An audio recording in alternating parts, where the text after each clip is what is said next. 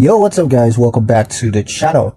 In today's tutorial, I'm gonna show you exactly how to use Bluevine's routing and account numbers for payments. Alright, it's gonna be a quick one. We're not gonna waste much time on this topic. Just gonna give you guys a very quick step-by-step guide on how to get this done. So let's get into it.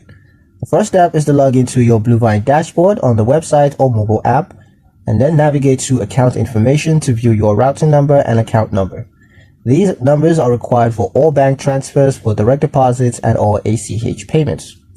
Next, when receiving payments, just provide your Bluevine routing and account number to clients, payroll services, or payment platforms, and just specify your account type as checking. When sending payments from other platforms to Bluevine, you can enter these numbers carefully to avoid errors, and be sure to double check digits before confirming.